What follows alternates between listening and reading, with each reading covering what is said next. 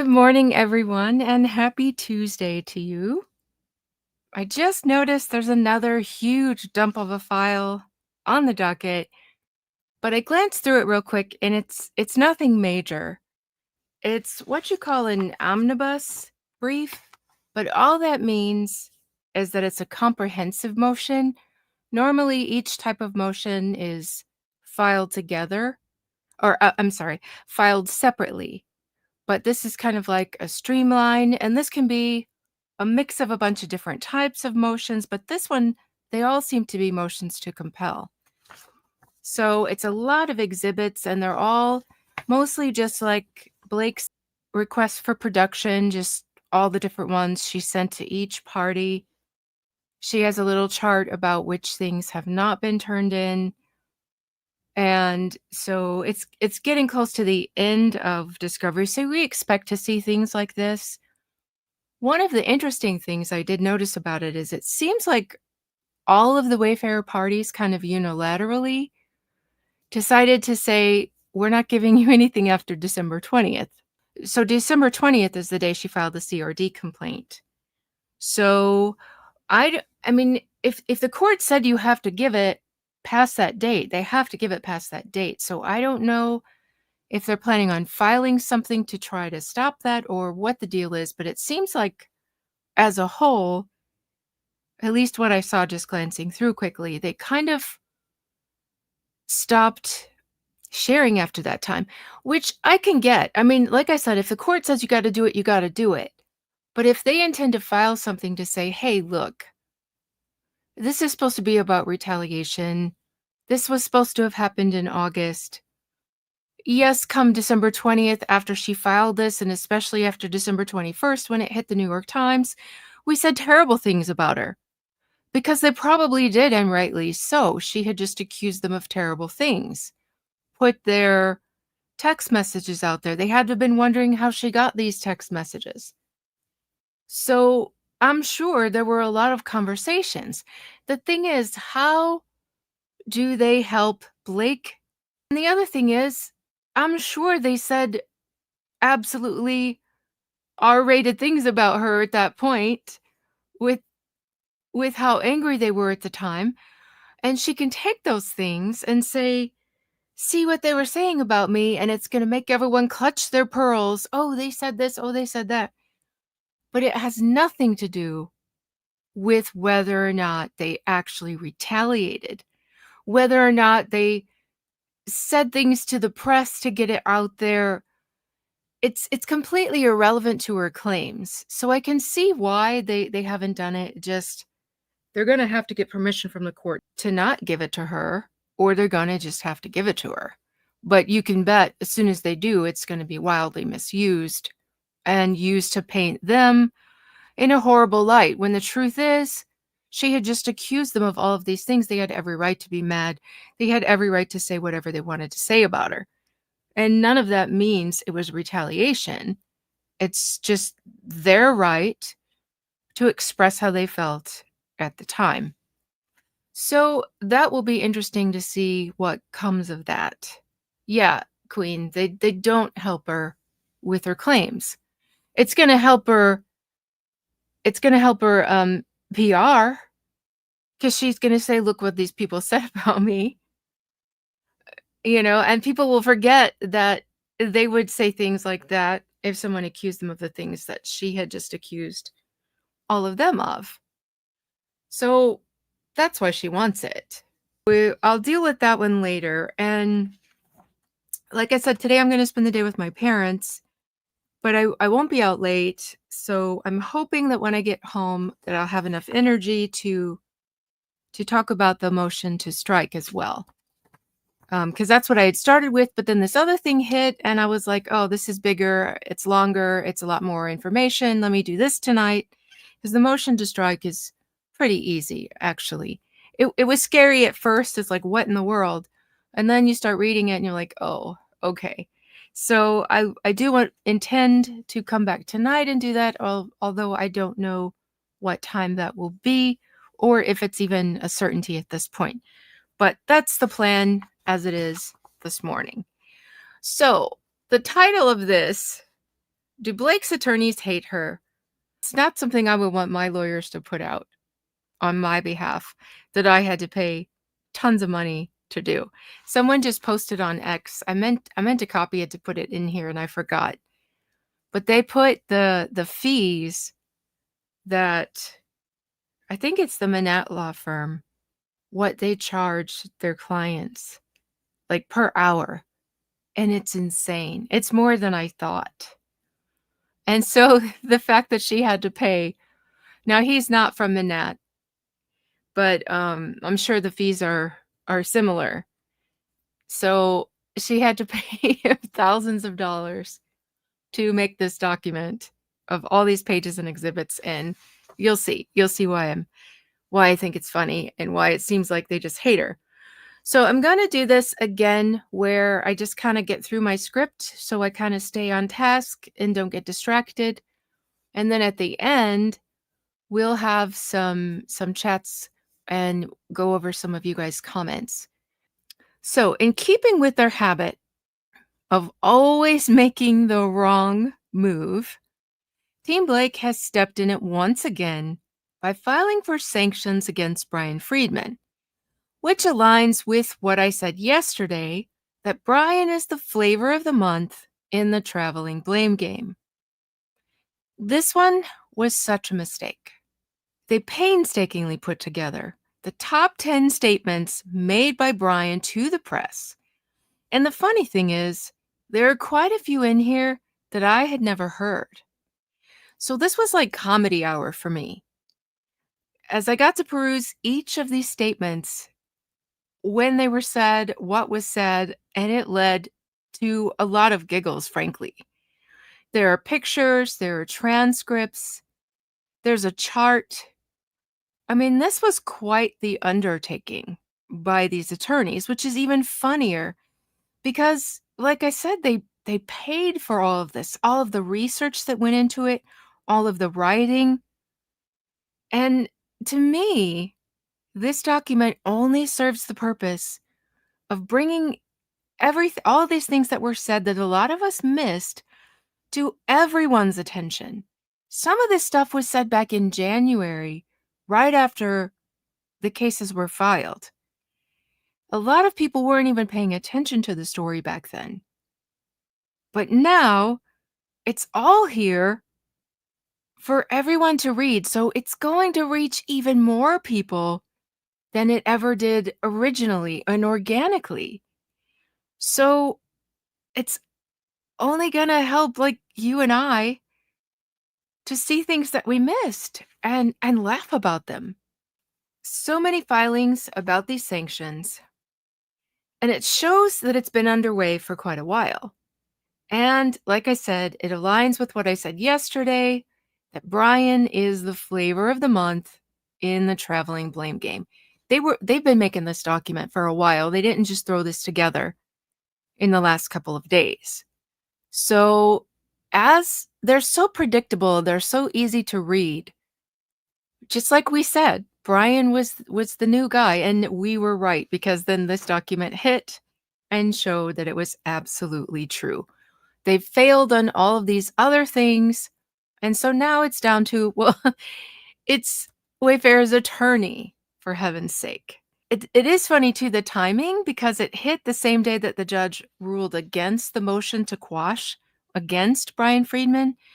So they might have been hoping that putting this in there was going to help grant their subpoena against him, but it didn't happen because he did rule against that. So I was really happy to see that the judge finally say no to her for something ridiculous that needed to be said.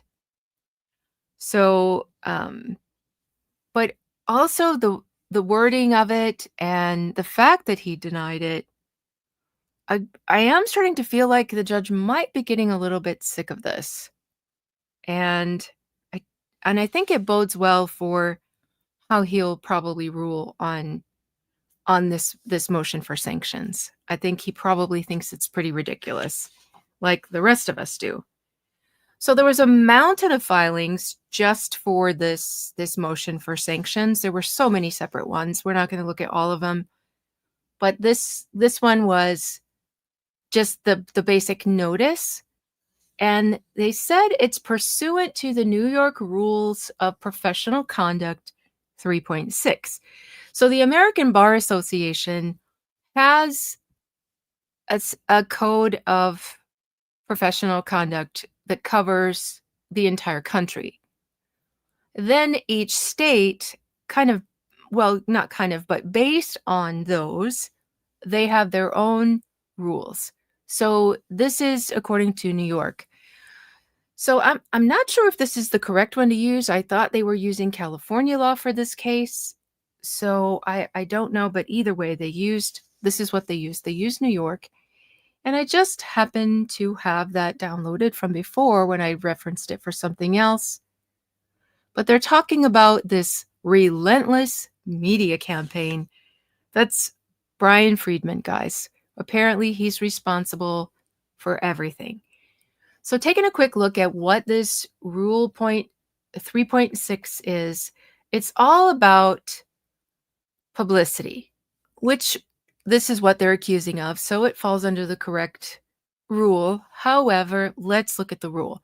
So the first thing is that an attorney should not make an extrajudicial statement that the lawyer knows or reasonably should know will be disseminated by means of public communication and will have a substantial likelihood of materially prejudicing an sorry, I struggle with this word, adjudicative proceeding in the matter. And what they focus on in this is the character, the credibility, reputation.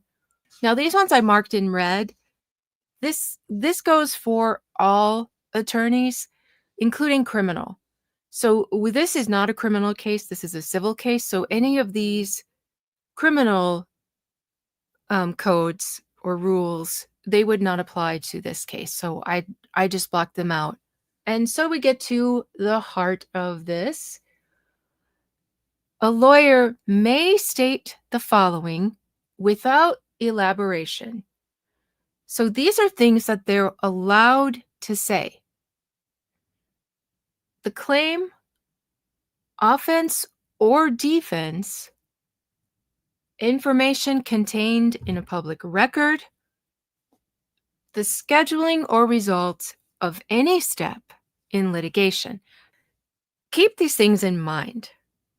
So he can defend his client. He can talk about information that's in a public record. What's the public record? All of these things that we've been able to look at either on Pacer or on Court Listener, anything they've said in an official document, and they've said a lot, they can say those. It's not against the rules. So they've made some really harsh statements against each other, both sides. And if it's in these, they can say it out in the wild as well. Also, the scheduling of something or the results of any step in the litigation. So that means if something happens in the litigation, this motion's filed, that motion's filed, there's an order given. Those are steps in litigation that attorneys can and do talk about. Think about times in the past when you've been watching the news and you see attorneys come out and talk about their client being innocent or something substantial that just happened in the case. We've seen that on the news our whole lives. That's because they're allowed to do it. Now, D says a lawyer may make a statement that a reasonable lawyer would believe is required to protect a client from the substantial prejudicial effect of recent publicity not initiated by the lawyer or the lawyer's client. A statement made pursuant to this paragraph shall be limited to such information as is necessary to mitigate the recent adverse publicity.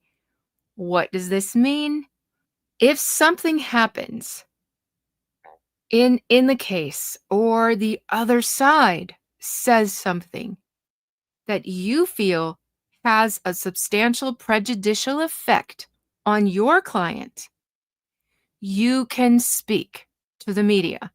You can make a public statement as is necessary to mitigate the recent adverse publicity, the negative publicity.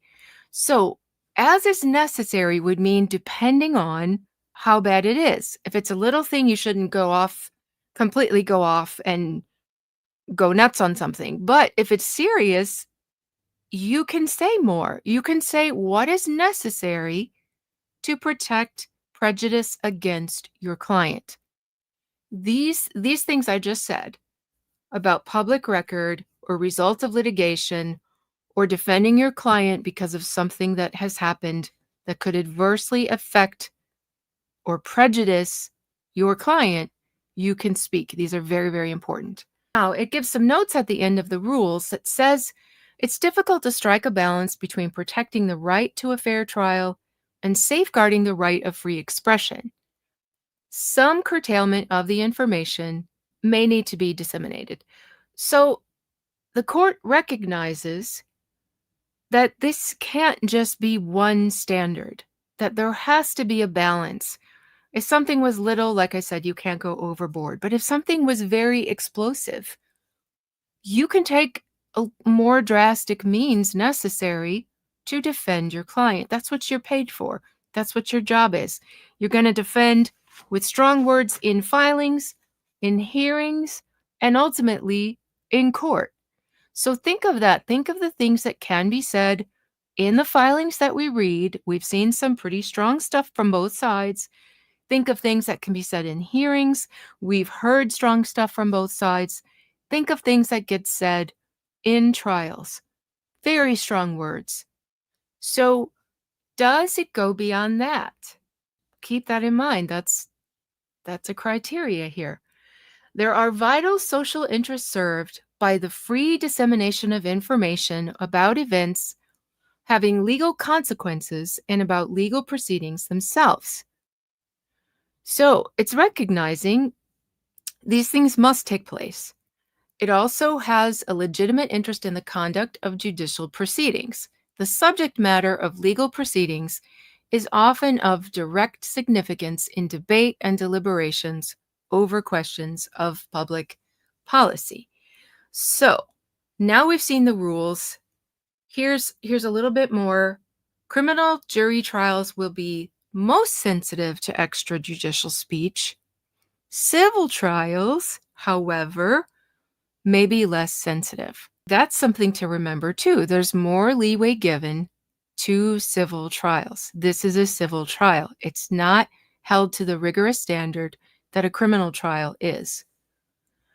Then we have extrajudicial statements. So that's statements made outside of the pleadings, outside of the trial, outside of hearings, that might otherwise raise a question under this rule may be permissible when they are made in response to statements made publicly by another party's lawyer, or even third persons, where a reasonable lawyer would believe a public response is required in order to avoid prejudice to the lawyer's client. Do you understand what that means? If Ryan says something nasty, if Blake says something nasty, if her attorney says something nasty, if Leslie Sloan says something nasty, guess what happens? They get a chance to say something in response to avoid prejudice to their client. When prejudicial statements have been made publicly by others, responsive statements may have the salutary effect of lessening any resulting adverse impact on the, here's that word again, adjudicative proceeding. But we've got him posting this law in these this rule in his documents that disproves his whole motion to sanction Bryan Freedman. Because in this rule that he quotes as a reason to do it, gives all the reasons why what Bryan did is okay. Here's the thing. He keeps talking about this jury tainting. But this whole jury tainting idea It's quite the laugh because this trial's being held in New York, the home of the New York Times, which is what pitched the story to the world. No one knew anything about this until the New York Times delivered not just a humongous front page article, but a follow up video. So, talk about tainting the jury pool. Even though it's distributed worldwide, that's their local paper. So, they made the first move as far as tainting the jury pool. So, this is very hypocritical, as we've seen them be hypocritical many, many times. Keep this last paragraph in mind as we go through this, what he's allowed to do when something is said about his client in order to protect him from prejudice. Now, we all know that mainstream media, from the beginning, has been skewed in Blake's favor. Till now, we've only had the truth on social media. But thanks to Blake's last bad move of subpoenaing all of us content creators, we've now broken into mainstream media. And so, of course, she's starting to panic. They didn't expect this to happen. They've had control. They've had people working double time over there trying to make up for it. Now that it's open, I believe it's going to continue to be open to more things. I think they're starting to panic because they're now getting a taste of what they've been putting Wayfair through all this time by putting things out to mainstream media and having it reported like that. When I look at these strategies, this team, they don't seem to have good strategies. They use the same tricks over and over again. We're going to see some of their same repeated stuff. I'm so sick of hearing it. It just makes me angry inside when I hear it, and we're going to hear it again. This is a PR stunt. The PR stuntiest law firms I've ever seen, and every single move that Wayfair makes is a PR stunt. Even if they don't go out there and say something to the press, even if nothing is printed about them, even if it's just a court filing on the docket, it's a PR stunt, according to especially Michael Gottlieb, the author of this motion that we're going through today. These outright lies that have been being put out by them are starting to show their desperation, in my opinion, because we've seen them be dishonest, but lately, in like the last month, there's been so many just outright lies to the court. And that's continuing now in this motion. And I can't imagine the judge being happy about that. As he starts to see this as becoming a regular thing, if it keeps being brought to his attention, these people are outright lying in their motions. I don't see that going over well, because judges, they should be able to count on attorneys telling the truth. But here we have a very angry Michael Gottlieb in this following motion. So Michael Broken Record Gottlieb repeats himself over and over to the point of irritation in this document. And after he finishes that, he has a chart that reviews everything he said like 3 times in the document all over again. And then he has some 8x10 glossies of every article, interview, and fart that's ever come out of Bryan Freedman.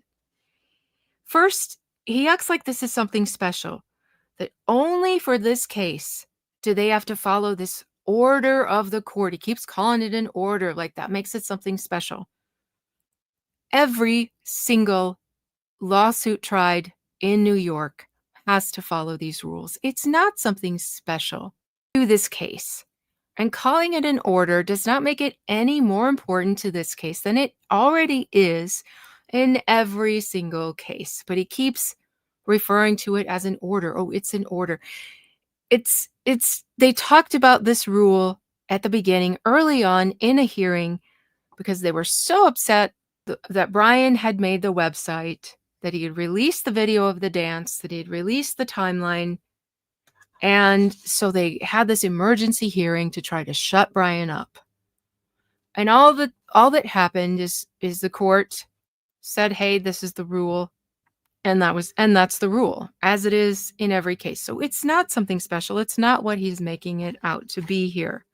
I just want to say, stop expecting special treatment for your client. This is one of the reasons people are growing in their dislike of Blake, because of this special treatment that she expects and that her attorneys expect, and that so far the judge has allowed to continue to happen. So it's more than ironic that he's saying, treat my client like she's special, but don't tell the world that she thinks she's special. They keep wanting like more protection than the average person gets in court, but they don't want the Wayfarer parties to say, hey, she's being treated special. It's so stupid. Now, if we look through this one real quick, this is back to his document. He says, almost immediately following the court's order, it was just a hearing that talked about this rule, Mr. Freedman began violating it and has continued to expose the public and the jury pool to his biased and inflammatory pretrial indictments of Miss Lively's character, credibility, and reputation. And now he starts listing the dates and the things that were said. And he does it, like I said, at least 3 times in this document itself. And then there's a chart, and then there's printed out pictures of each of these things. It's so much. It's exhausting, is what it is. But he calls it a pattern of prohibited attorney statements. Prohibited by who? Again, it's because I said so. The court never said this is prohibited. The court said follow the rules like everyone else. And then talks about February 3rd, that he resumed publicly slandering Miss Lively's character and credibility within a matter of days, including to friendly interviews conducted by his former client. They are so bent out of shape about this Meghan interview. So bent out of shape. And I'm sure a lot of it has to do with that she speaks her mind, and she really spoke her mind at the Times 100. That was recorded. That was seen by so many people. So they get so mad. But it's, so what if she was a client before? She's not a client now. She wasn't operating as a client. She was operating as the journalist that she is, conducting an interview. So saying it like this he's trying to paint it in a worse picture than it actually is. Now, it's so hypocritical that they're so worried about this stuff, since this whole lawsuit kicked off, like I said, with a huge headline and a follow-up video in the New York Times. Again, where this trial is going to be held. And I just want to laugh and point at them that they even dare mention tainting a jury pool. Here's this thing about Megyn Kelly's interview again. And he mentions these 4 points over and over again, because this is what he's accusing Freedman of doing. So, of course, he mentions the B word again. Now he's changed it. First, he said it was Bryan. He got some backlash for that. Put the transcript out there on his own document, proving that it wasn't Freedman that said it. But he's still saying that basically she called her that. That's not what happened. She said that this is the reputation, this is the way she's being perceived. So she herself wasn't even saying that. But even if she did, those words did not come out of his mouth. Had he said it, there would be a problem. But he didn't. These 4 things that bother them so much is that he said that she is a liar who is afraid of the truth, cannot be believed. 2, that she's a person of bad character, namely a privileged elite. Is this really the first time we would have ever heard Blake or Ryan described as privileged elite? Is that not what they are by definition? How do you deny that? and bully. She has a long record of bullying. It's in videos going back over a decade. Who is manipulating the justice system, in contrast to Mr. Baldoni, who Mr. Freedman proclaims is a person of good character who should be credited and supported. Of course he does. That's what attorneys do for their clients. 3, well, I mean, what does he want them to do? Come out and say Blake's an angel and Justin's a creep? Come on. 3, manufactured her harassment and retaliation claims because, in Mr. Freedman's view, she could not accept the public's organic response, disapproving of her, ignoring, of course, that Miss Lively's retaliation claims are based on his client's own written words and dozens of texts and emails. No, they're not. There's a handful of cherry-picked, misrepresented texts. Mostly they didn't come from Justin. So that's inaccurate. And it's not just Mr. Freedman's view. It's what so many people believe.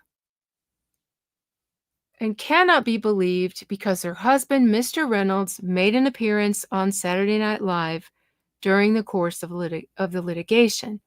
All of this is improper and sanctionable. And we'll hear about this SNL. That really rubbed them the wrong way. But it was a terrible idea.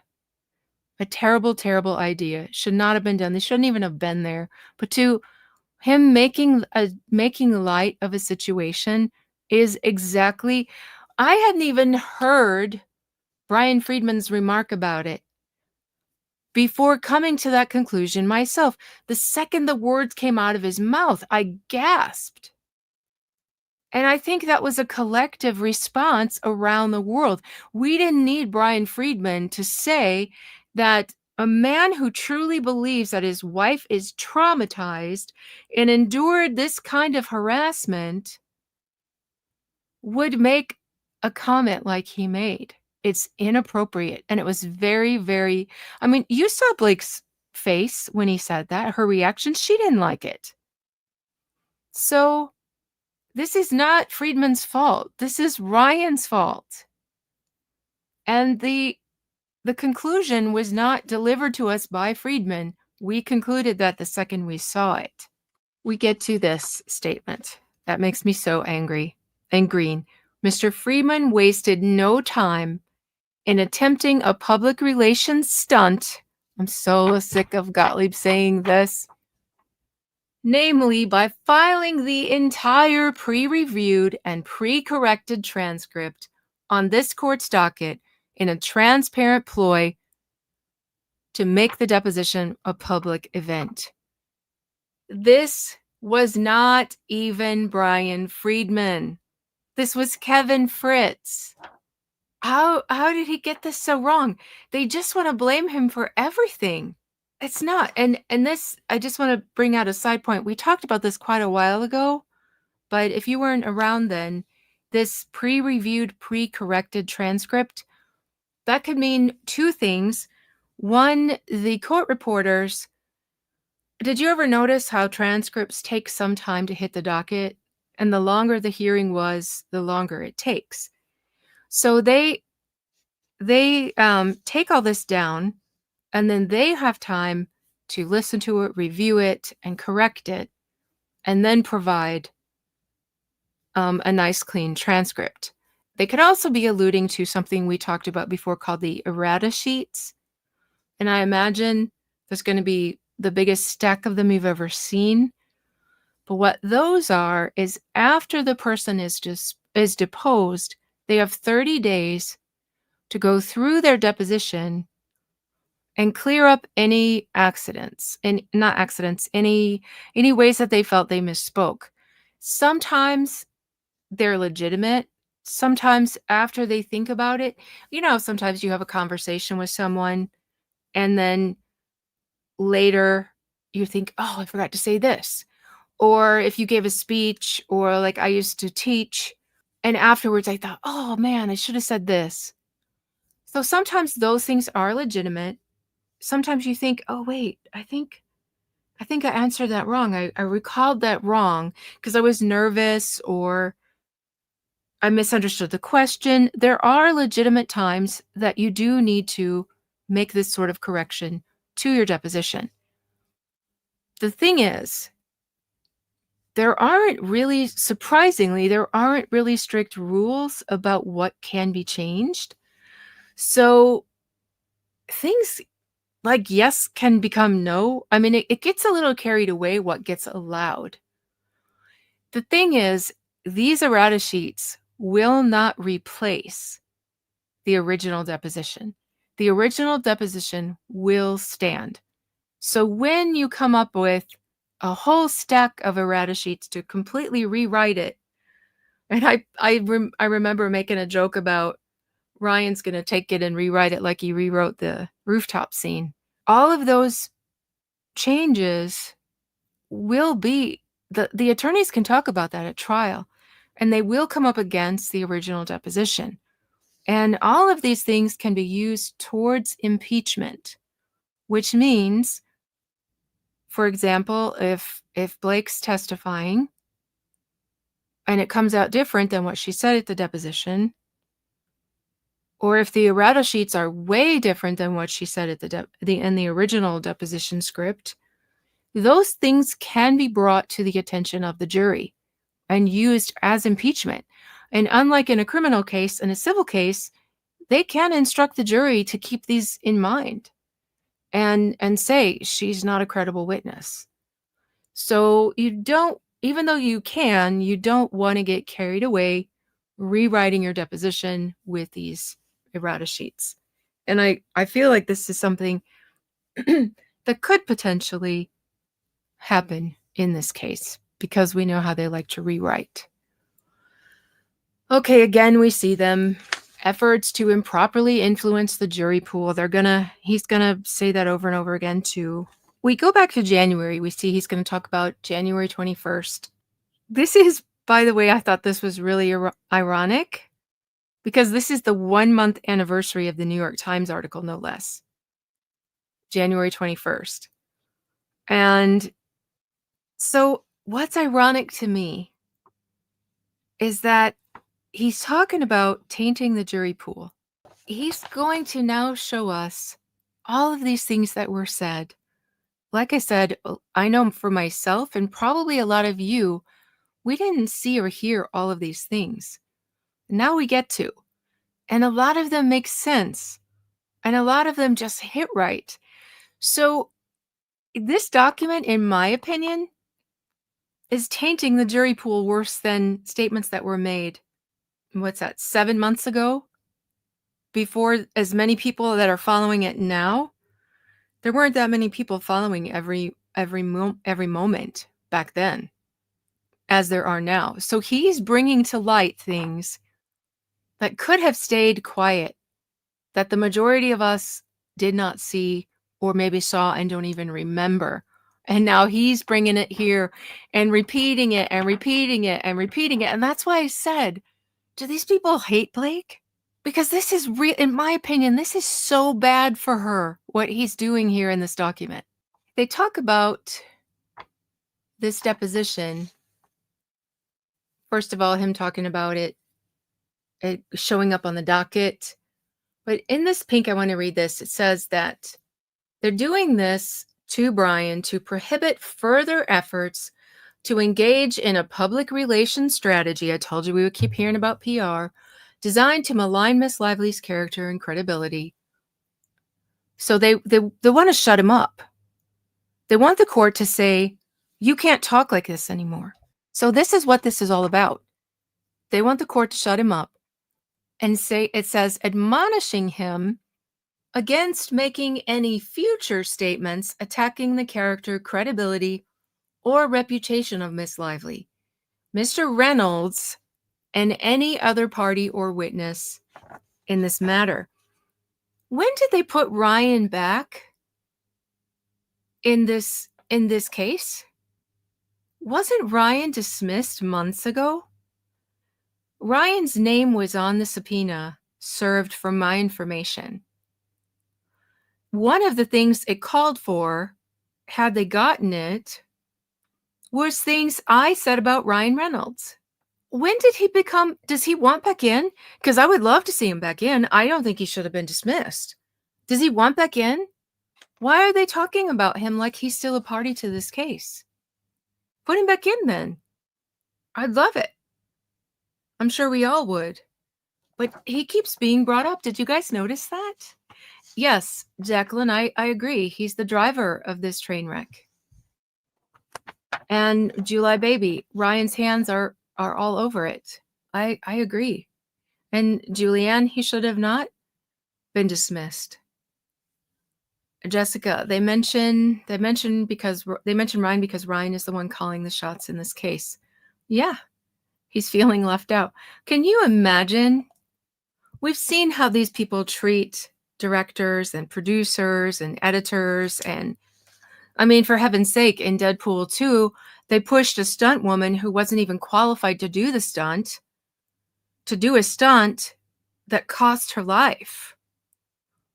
These people like to force others to do things. Can you imagine what they're doing to these attorneys? And they probably feel entitled because they're paying so much money to make them do what they want them to do. And so a part of me feels like these attorneys are like, we're sick of these people. We'll take their money, but we're going to do things like this. Because to me, this document is a huge mistake. Huge mistake. And it's not going to accomplish what they think it's going to accomplish, in my opinion. I don't think the court's going to grant this. And the deposition talk, I don't believe that came from Wayfair. The wording of it, that people in the building, witnesses in the building say she cut a confident character and then described what she was wearing. Tell me which Wayfair party talks like that. Nobody. That's who. Nobody. Cut a confident character. I'm sorry, the Wayfair parties are way too cool to talk like that. And they wouldn't be praising her either. And the building, what building were they in? They were in the Manat law firm. So come on. And the stuff that they said, what came out about it was a whole new campaign against Justin, back to calling him a predator. I saw the ugliest stuff on X that was said about him because he went for the deposition. This is not stuff Wayfair put out. They leaked this themselves, and now they're pointing the finger back at Bryan Freedman. But look at all of the stuff that was leaked, that was said. None of it would have come from Wayfair. Moving on in his document, he says, in connection with her filing, Ms. Lively appended a chart outlining the volume and severity of Mr. Freedman's violative statements. See Exhibit A, which normally, I love graphics. I love charts. You've seen, I make a lot of charts. I love charts. I love graphics. But he does such a bad job of repeating himself. By the time you get to the exhibits, you're exhausted. So nobody even cares about the chart because he's already talked about the contents of the chart, as we're about to see, so many times that no one's interested anymore. So on January 27th, Miss Lively filed a second letter. Yes, she kept running to the court saying, oh, he's talking bad about me. Save me, protect me, stop him. February 3rd, they have the hearing. That's when, see how he's repeating himself already? We're just a few pages in, and we've already heard all of this. He's back at the hearing again, saying the court adopted it as an order of the court. Not so special, dude. Every single case has to follow this because it's in the rules. Thank you so much, Amanda. My belief is that with Ryan Reynolds as CEO to Van Zandt, they were able to get him back into the case. Maybe that's what they were going for. It was really a stupid, all their moves are stupid. But in my opinion, that was a really stupid move to make him the CEO and then not put Blake's name on it. Because how was she able to use that company then to get the subpoena that's already questionable? To me, I think it makes it more questionable. All right. So as I said, in case we missed all of the statements that were made, he's put them in this nice little chronological order and described what was said in each one. And they're kind of, frankly, hilarious, I have to say, because Wayfarer's funny. But we're going to go through each of these, and I'll show you why in just a moment. But you can see they've got every single date and the stuff that was said. Now he finally mentions the exception. And this exception pretty much wipes out his entire claim. He says the only exception to this rule, and we already read the rule, we read the rule in its entirety, is that a lawyer may make a statement that a reasonable lawyer would believe is required to protect a client from the substantial prejudicial effect of recent publicity not initiated by the lawyer or the lawyer's client.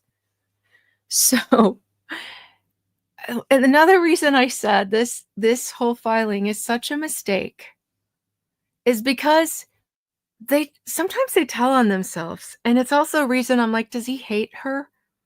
Because when he said this part again, it made something go off in my brain.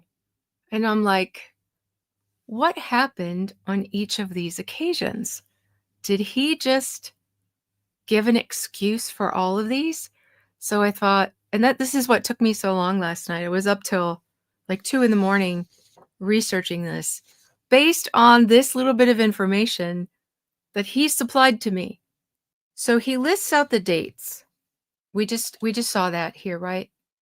So we're going to go through. He lists out the dates. See, the first ones are in February 5th, 18th, 19th, March 19th, March 20th. So what was happening when these came out? So he did mention an earlier one. Where is it? January 21st.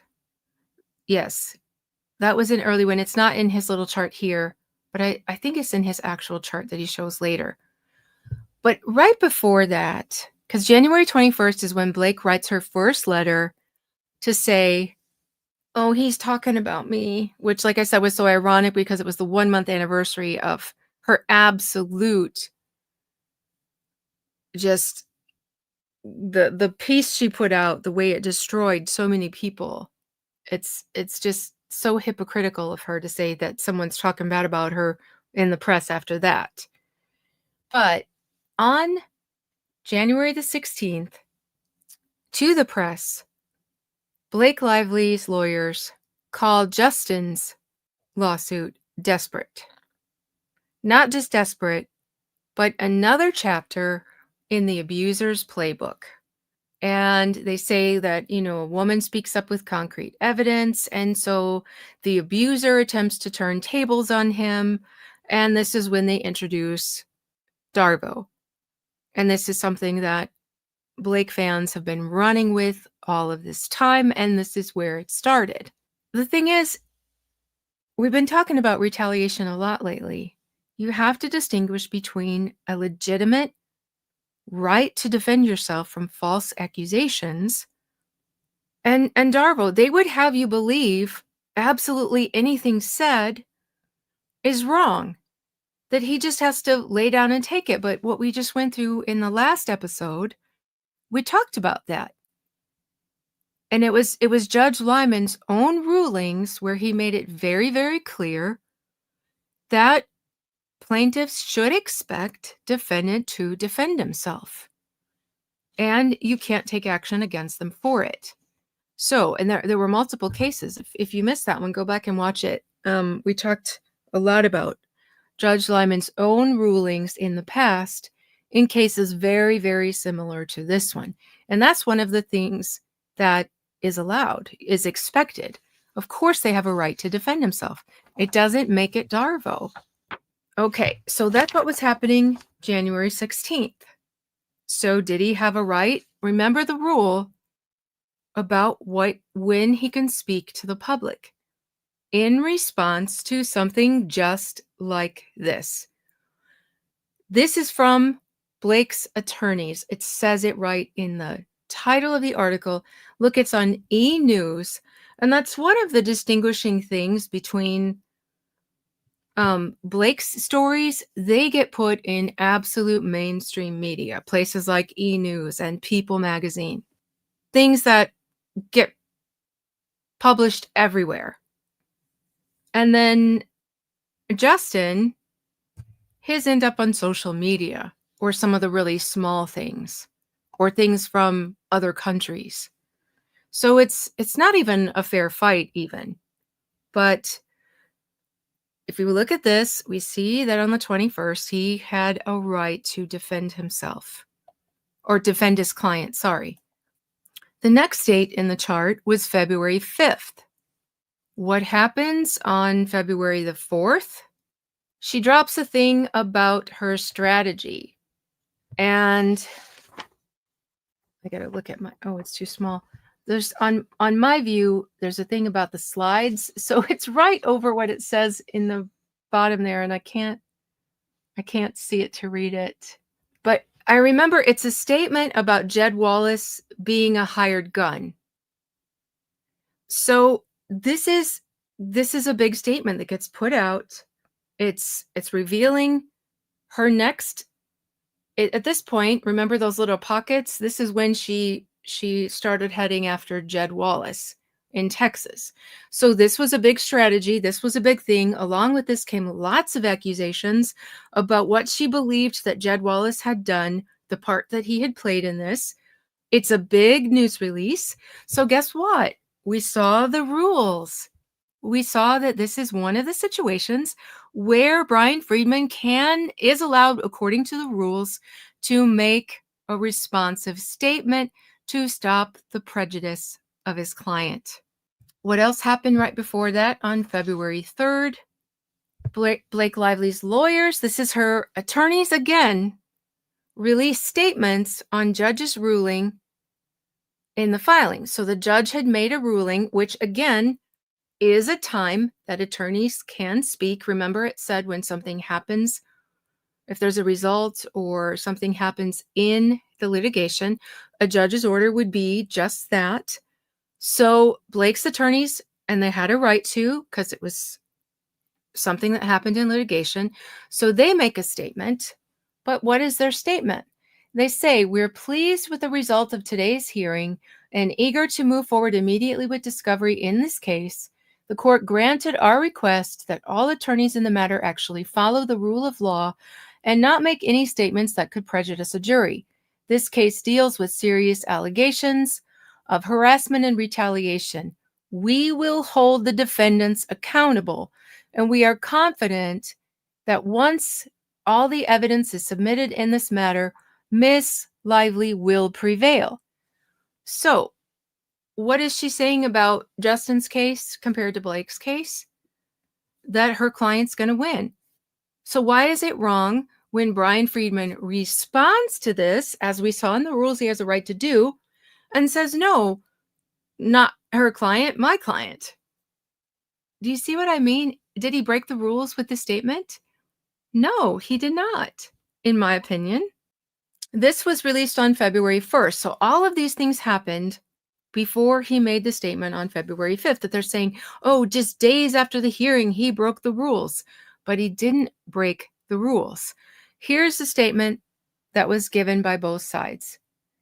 So Bryan Freedman said that Lively's complaint is false and outrageous and intentionally salacious with an intent to publicly hurt and rehash a narrative in the media. Remember, he can respond as required. So if her complaint said some very, very terrible things, and it did, and a lot of them were proven false later, then he could respond in like. He could respond to the extent required. What do Blake's attorneys say? They described it as desperate, meritless, and further state that this complaint does not refute the evidence in Blake's complaint and that it will fail. Is there Is that better than any of the statements that they're having fits about Bryan saying, or is it the same thing? Desperate? Meritless? Come on. Oh, yeah, the motion to strike, that hit last night, and, that's the one I wanna cover tonight. Oh, I love this name so much, Mrs. Busted Can of Biscuits. Okay, moving on to February 19th. This is the next date in the complaint. And remember, they're asking the judge for sanctions and to tell him he can't talk anymore. And this is the evidence of it. But what happened? On February 18th, what did she release? She released her amended complaint on Tuesday, claiming that her co-star made two other actresses on the set uncomfortable and that they were prepared to testify about their experiences. The two women were not named, but is that a big drop made by the other side? Is this not exactly what the rules say that he's allowed to do when something like this drops? Is this something that would prejudice Justin? You better believe it. So this is exactly the situation that the rules say this is the time Bryan Freedman can make a comment to the press to try to ward off some of that prejudice that was put on his client. So, have we found anything he's said wrong yet? I haven't. And just to take you back to the rules again. So, in defense, C1, information contained in the public record. Was it filed in the public record? It had to be if we know about it. It was in her amended complaint. The scheduling or any step in the litigation, an amended complaint is a step in the litigation. And then again, a lawyer may make a statement that a reasonable lawyer would believe is required to protect a client from the substantial prejudicial effect of recent publicity not initiated by them. Yes. So look what Ryan Reynolds says. And this is the headline, the front page. Ryan Reynolds slams Justin Baldoni's $400 million gossip rag suit. He calls it a gossip rag.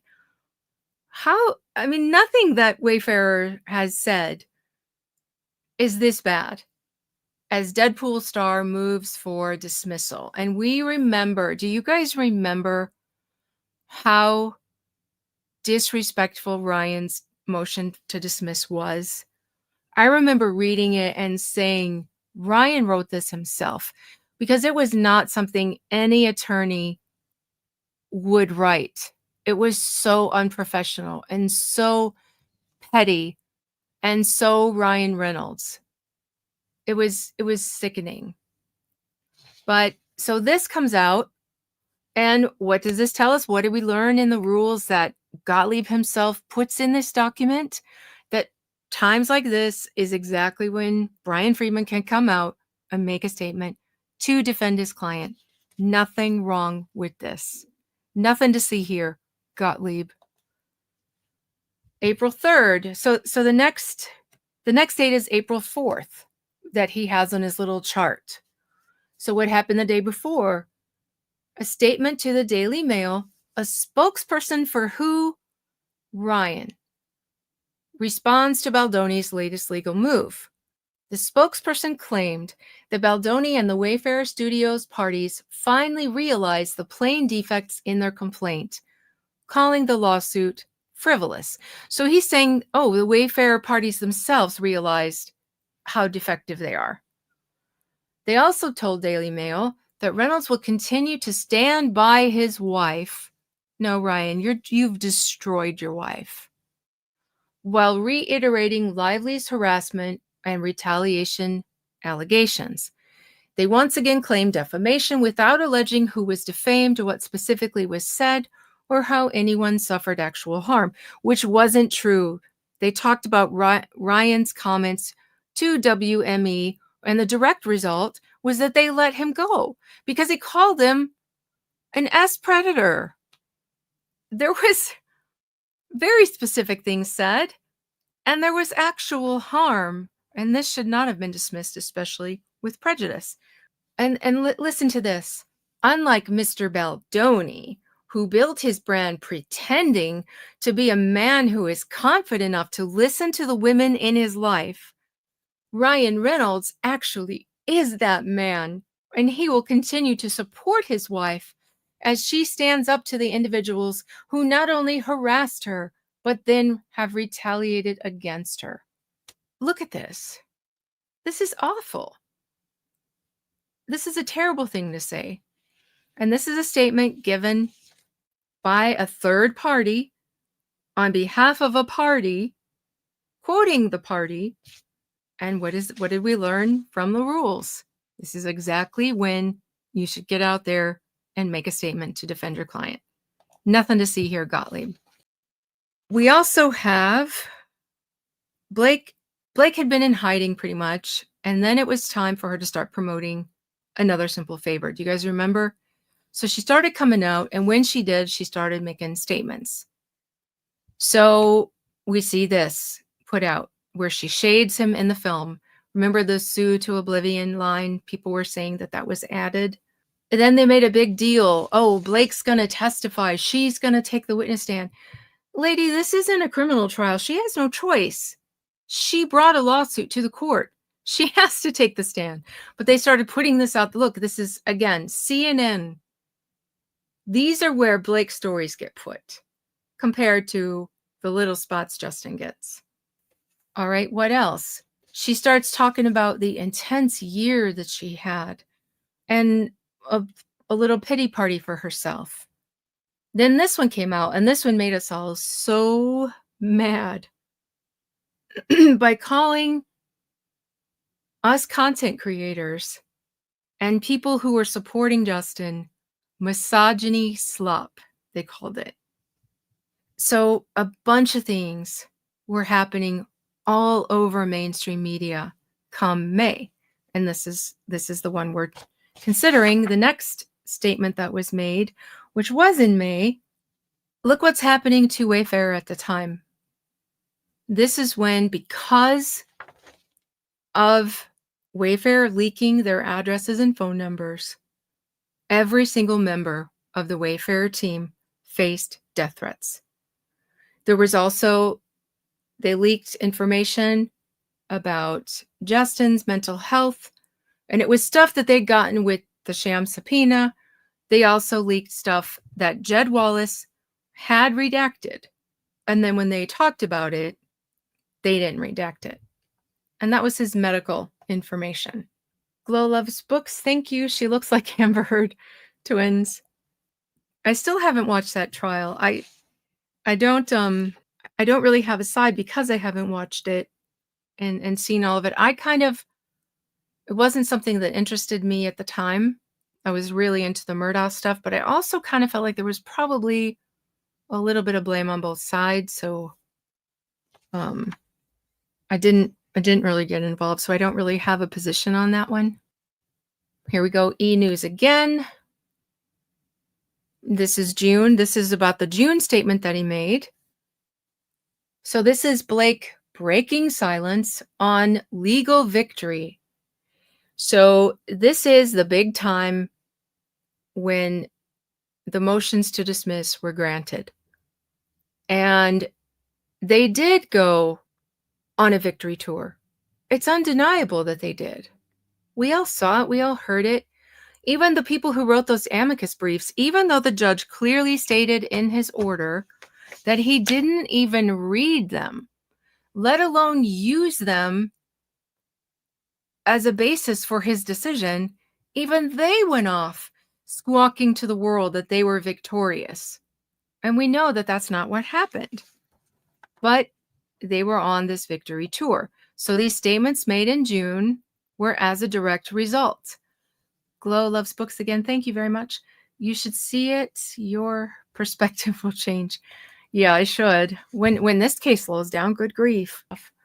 ABC News. See, again, this is the difference between where Justin's stories get to land and where Blake's stories land. She always has mainstream media. So this is them on their victory tour. So None of those situations were outside the rules.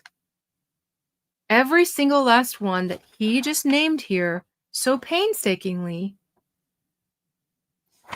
followed a big event, not just a big event, but some nasty thing that Ryan put out or the attorneys put out, cutting down Justin and his lawsuit. And they weren't nice. So what rule did he break that he deserves sanctions for?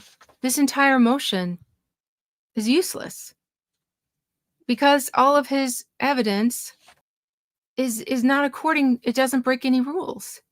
By his own admission, the rule allows responses, and he didn't even bother to check the dates of these responses and saw that they were actually responses to something that they themselves had put out first. So, sorry, Michael Gottlieb, but you failed. And I rejoice that I just beat you, even though I don't get to file a motion against this.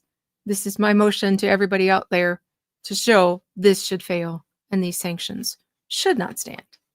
Yes, Your Honor, he defended his client so effectively that the public still supports that man now that my pointless legal threats have led him to no longer making public statements. Exactly, because since this one, there was so much hype made about his interview with Meghan. This was early June. He hasn't spoken publicly since. And it's sad that he has to do this. But he has to do it because the judge is so rude about him. So even though he has a right to be out here doing this, he's had to stop because every time he does, this is what happens. Yeah, Lee says, you're so right, but I just don't trust the judge to rule fairly. That's the thing. But I just hope if the Wayfarer Party makes these same connections and proves that they were in response to things that the Lively Party did, there's no way he can rule against that because that's the rule. Okay. So he goes in the argument again, talking about this press tour designed. It's not a press tour. It's responses to you to damage Miss Lively's character and credibility. Miss Lively destroyed her own character and credibility, in my opinion. Don't subpoena me. So what else have you got, Gottlieb? And he comes around to some of the statements again that were made for the third time, but not the final time, because we still have the chart and we still have all of the clippings. But these are the things that he's accusing him of saying. Now, remember the stuff we just read that Blake's team put out and compare that to these words. He consistently described her allegations as false, fantastical, unsubstantial, lacking in actual evidence, repeating his mantra that documents do not lie, people do. Miss Lively had manufactured her claims and is afraid of the truth, which will inevitably be exposed by the actual evidentiary proof, also called the receipts, real-time documents, and video showing a completely different story than what has been manipulated and cherry-picked to the media, filled with unsubstantial hearsay of unnamed persons who are clearly no longer willing to come forward, or any of those statements beyond what an attorney should be able to say to defend his client from prejudice. No, they are not. They're not, and they're true. And you know what else? Most of these exact words are in public filings. They're in public documents. So this is not extrajudicial. It's not beyond what he has said directly to the court in his filings. You know, the very essence of an attorney denying claims against the opposing side, the very essence of that is calling the other side a liar, is saying your claims against my client are not true. I mean, did this guy just become an attorney? Does he not understand that that's what you do? You say my client's telling the truth. and that person is lying, that's what attorneys do. It's what he's doing. So why is it bad for Bryan Freedman to do it? And here's the point where I just started laughing. I mean, it was late. I was tired, but I couldn't help it. I just started laughing because, like I said, this guy's getting paid like $1,000 to $2,000 per hour. This is a big document. It's many, many pages of just repeating himself over and over again. So she should be mad about that. Then he's got the chart and then all the clippings. So there's a lot of research. So she just paid him thousands of dollars to say these things. Again, this is why I say her attorneys hate her at this point. He's talking about the different things that Freedman said, calling them both arrogant, privileged elites, cowardly, Hollywood elites, talking about their position of power, that they abuse the power to block access to the court system and weaken our nation's constitution. Lively's motion to dismiss is one of the most abhorrent examples of abusing our legal system because laws are not meant to be twisted and curated by privileged elites to fit their own personal agenda. And when you read all of these, it's just like, I love it. I love all of these. They're so true too. Contrast these disparaging comments with his own client's supposed good character and victim status. Mr. Baldoni has really been very fair and not wanting to attack anyone. Have we heard one word of Justin attacking anybody? He hasn't spoken to anyone. Only his attorneys have spoken to anyone. And we have information where him and Jamie Heath were telling Stephanie Jones to be quiet and not attack Blake. And she went behind their backs and did it. So this is an accurate description of Justin. Miss Lively has accused some very good people of a smear campaign. Is that out of line for an attorney to say about his client? And accused a terrific young man of sexual harassment. Is that out of line for an attorney to say? Miss Lively, who's walking around taking victory laps and victory tours while Mr. Baldoni is taking care of his family and taking care of his loved ones. Is there anything false in that statement? No. Mr. Freedman has repeatedly accused Miss Lively of fabricating claims of sexual harassment and a smear campaign. Of course he has. That's the whole thing of his lawsuit and his defense of her lawsuit. What's he supposed to say? Oh, she's right. He did it. Because he says she's unable to accept that the public just does not like her. But that's true. We all say it too. She finds herself in a self-concocted disaster. Are these not things that he can say? Results of organic backlash she received due to focusing on her hair care and alcohol products.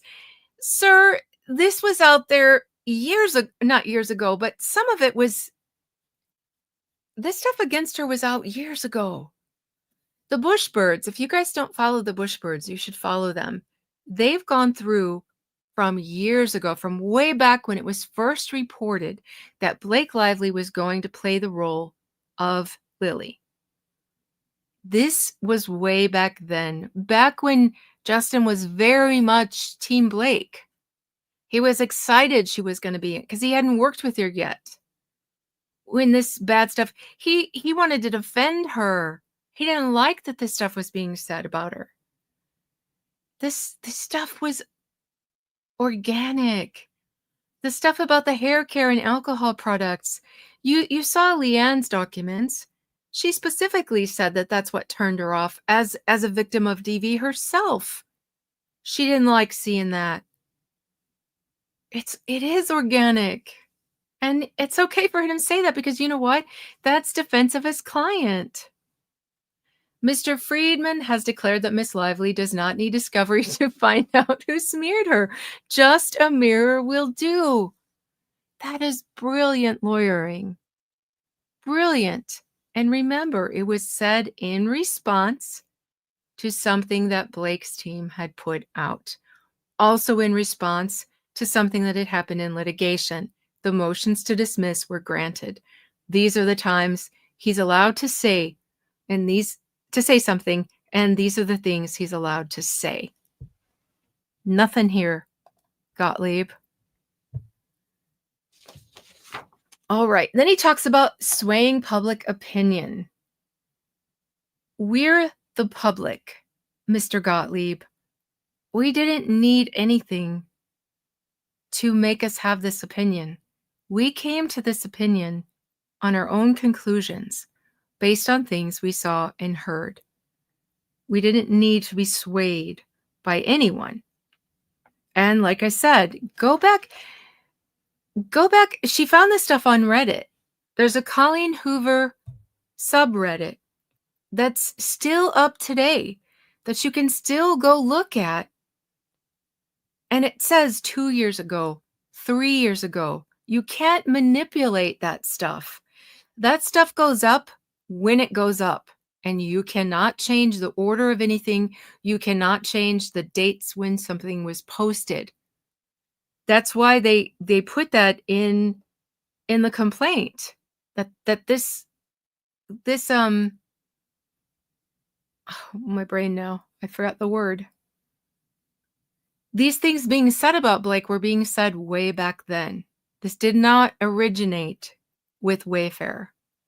Also, in the evidence, we saw text messages where these people that they're accusing of beginning the smear campaign said they were talking about prices. They were talking about what they needed to institute, but they plainly said at the time, not later, she's doing the job for us. We don't have to do anything. What does that tell you?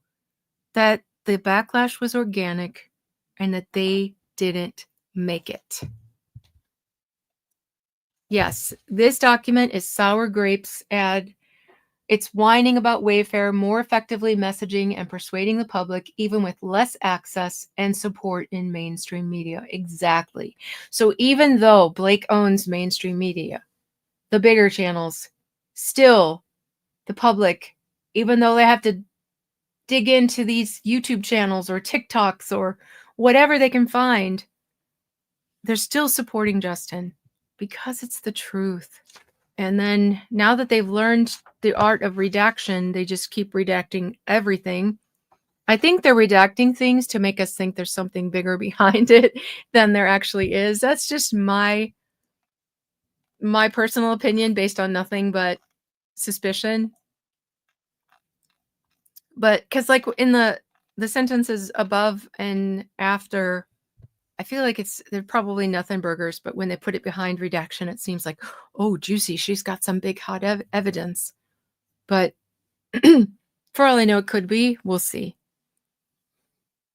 So he quotes something in an email and says, and that's just one email among a mountain of other evidence. Again, that's what kind of makes me think like they're turning it into something that it's actually not. I wanted to point something out about them trying to make us think there's something more. I talked about it in the last video. She filed a new motion to dismiss. Not motion to dismiss, sorry. She filed a second amended complaint. And as we've all pointed out, that means it's now open for motions to dismiss again. We know Justin has said he wants his day in court, but that, I think, is more to do with the harassment claims. He could very well file a motion to dismiss these retaliation claims, and I hope he does, because I think he could get it. I don't think she has anything, and it could end all of this nonsense of trying to subpoena content creators and trying to subpoena the attorneys, and the document that was filed today demanding they produce more documents so she can try to prove this invisible campaign happened. But here's the thing. These attorneys know that the second amended complaint opens them up to a motion to dismiss, and yet they didn't touch anything to show that they had any more proof of the retaliation. It's all I went through page by page the night it came out to see what was different. The only differences are things to bring Jed Wallace back into this. They did not bolster their retaliation claims with not one more scrap of evidence. So that kind of tells me they don't have more evidence, or they would have used it to try to stop a motion to dismiss. But so to me, that's kind of a big point that I've got kind of floating around in the back of my head right now. They bring up this SNL again. They made one sentence reference to the incessant publicity. No, he made a joke, a very distasteful joke. And you can see the things that bother them the most because that's what they're getting their attorneys to talk about the most. Nothing is going to make you can ask the judge to shut Bryan Freedman up, but it's not going to take away from the fact that you made a joke about your wife's lawsuit. You can't put that back in a box, Ryan. Mr. Freedman stated that he is unaware of anybody, frankly, whose wife has been sexually harassed and has made jokes about that type of situation, insinuating Mr. Reynolds' comment renders Miss Lively's harassment and retaliation claims false. We all came to that conclusion, and repeating it in here is not doing you any favors because it's reminding everybody that that was bad. And here it is again, the SNL Appearance. And they really, really hate that it contrasts to Justin's moral superiority. I'm sorry, but he is morally superior in, I think, most of our opinion. Because he said Mr. Baldoni is not making jokes about this situation. Justin hasn't said a word about this situation. Yes, Bryan Freedman already did shut up. People support Justin anyway. Effectively portraying the truth is a lawyer's job, and it's not Bryan's fault. The truth doesn't help Blake, and that her lawyers suck. Amen. Okay. So then they ask again, they bring up the court's order. I told you he just repeats himself over and over again. And so we can charge more, in my opinion, because say it once, say it right. You don't have to keep repeating it. So they say they want the court to do sanctions. And then we get to the meat of it. Talks about a case where sanctions and attorney's fees were paid. And also, Miss Lively seeks only a public admonishment and an award of costs and fees. She doesn't want to have to pay these lawyers' bills. She wants Justin to pay them. And reserves all rights to seek appropriate remedial instructions prior to trial. She's trying to make him shut up, including but not limited to, now this is if it continues, she says, that she'll seek additional sanctions. Here's the heart of the matter. Revocation of Mr. Freedman's pro hac vice admission. So pro hac vice is because he's not a New York attorney. He's from California. So this is a status he had to claim in order to operate out of New York. And so they're saying take it away, which would mean that he would have no right to represent Justin anymore or Wayfair Party anymore. So, and I thought about this because I remember in covering the Murdoch trial and the cases that came out of it, there were times that they tried to do this because they were no match for the state's attorney, Creighton Waters. So they did their best to get him out of there. And what they tried to do was make him a witness. They went out and did press releases and stuff and, press conferences, calling him a witness, saying they were going to make him a witness. It never happened. but that was their way to get rid of him. So they've already talked about Bryan being a fact witness, but that didn't work. So there, it's just one underhanded method to try to get attorneys gone. When they know they're no match for them, they want them gone. That also happened to Mark Tinsley with the boat case and the conspiracy case that came out of that. They knew they couldn't beat him, so they try to get rid of him. It's just a nasty thing that you expect this ilk of attorneys to do. Ms. Lively respectfully urges the court to police these boundaries before irreparable damage is done. You mean like a huge New York Times article and follow-up video that destroyed a bunch of people's reputations without giving them a chance to respond?